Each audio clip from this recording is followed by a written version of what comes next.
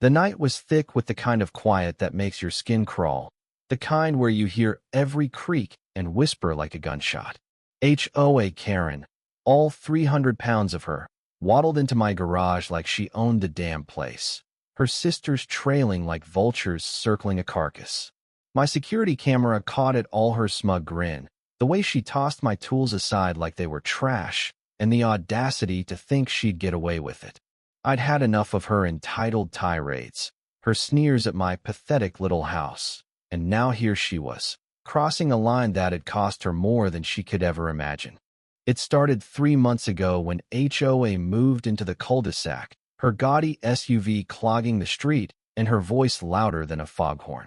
She'd scream at kids for skateboarding too close to her lawn, berate the mailman for creasing her catalogs, and once tried to fine me for my dog's excessive barking when he yipped once. Everyone knew her type, self-proclaimed queen of the neighborhood, armed with a superiority complex and a knack for making enemies. Her sisters, Lynn and Mai, weren't much better, always egging her on, giggling like hyenas at her cruel jabs. But tonight, they'd bitten off more than they could chew. I was in my living room, sipping coffee, when my phone pinged. The motion sensor in the garage had tripped. I flicked on the app, and there she was, Hoa, rummaging through my stuff, her sausage fingers pawing at my toolbox. Lynn was holding a flashlight, her eyes darting nervously, while my stuffed spray paint cans into a duffel bag. My blood boiled. This wasn't just theft, it was personal.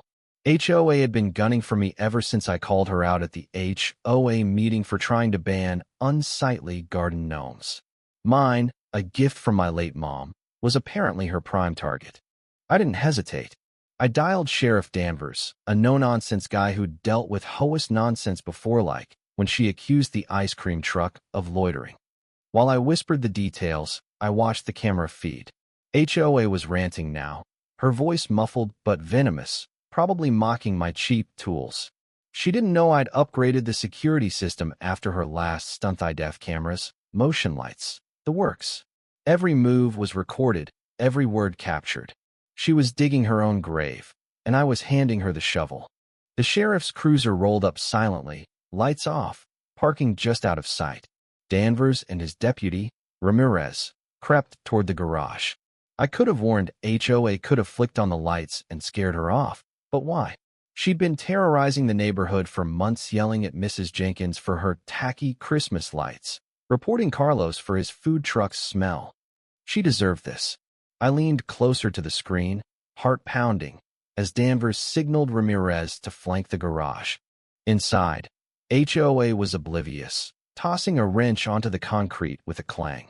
"This junk's barely worth stealing," she scoffed, her voice dripping with disdain. Lynn whispered something about hurrying up, but HOA waved her off. "Relax, that loser's probably asleep. No one's catching us." Oh, how wrong she was. The motion lights snapped on, flooding the garage in harsh white. HOA froze, her face a mix of shock and fury, like a raccoon caught in a trap. Lynn dropped the flashlight, and I bolted for the door right into Ramirez's waiting arms. "Sheriff's Department. Hands up," Danvers barked, his voice cutting through the night. HOA spun around, her jowls trembling, trying to muster her usual bluster. "This is my property. You can't touch me," she screeched, pointing a meaty finger at Danvers. He didn't flinch, just held up his badge and read her rights like he was reciting a grocery list. Mai was sobbing now, handcuffs glinting on her wrists, while Lynn stammered excuses about just looking for a screwdriver. HOA, though, wasn't going down quietly. She lunged for a crowbar, swinging it wildly, screaming about lawsuits and her rights. That's when it got messy. Ramirez dodged the crowbar, tackling HOA to the ground. She hit the concrete with a thud that shook the shelves, tools clattering around her. "You can't do this. I'm HOA Karen," she wailed, as if her name was a get-out-of-jail-free card. Danvers just shook his head, cuffing her wrists while she flopped like a fish out of water. The neighbors were peeking out now, curtains twitching, phones recording. Mrs. Jenkins, bless her, was openly cheering from her porch. They dragged HOA out, her designer tracksuit smudged with grease, her face red with rage and humiliation.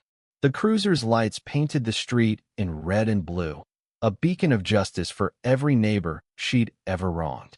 Lynn and Mai were shoved into the back beside her, their bravado gone, replaced by sniveling fear. As the car pulled away, Hoa's screams echoed. "You'll pay for this. All of you." But no one was listening. The cul-de-sac felt lighter, like a storm had finally passed. I stepped into the garage, surveying the mess. My toolbox was upended, paint cans scattered, but nothing felt like a loss. I'd caught her red-handed, and the footage was already backed up to the cloud. The next morning, I shared it with the neighborhood group, chat minus the sound, to keep it civil. The responses flooded in. Finally, she had it coming. "Thank you." Carlos even dropped off a plate of tamales as a thank you for ending Hoa's reign of terror. But the story didn't end there. Hoa's downfall became legend. At her hearing, she tried her usual tactics, crying, blaming everyone else, claiming she was framed. The judge wasn't having it. The security footage was damning, and the neighbors' testimonies painted a picture of a bully who'd pushed too far.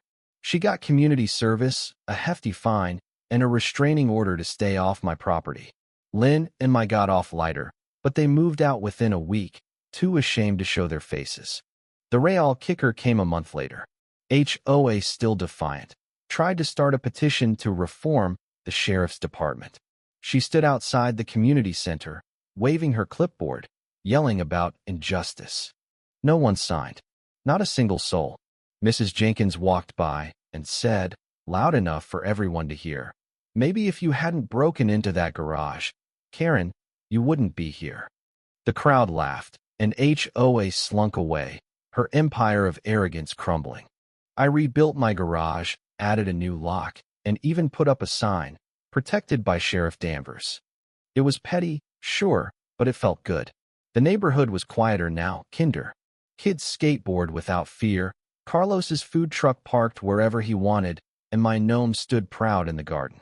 Hoa's shadow was gone, and we were all better for it.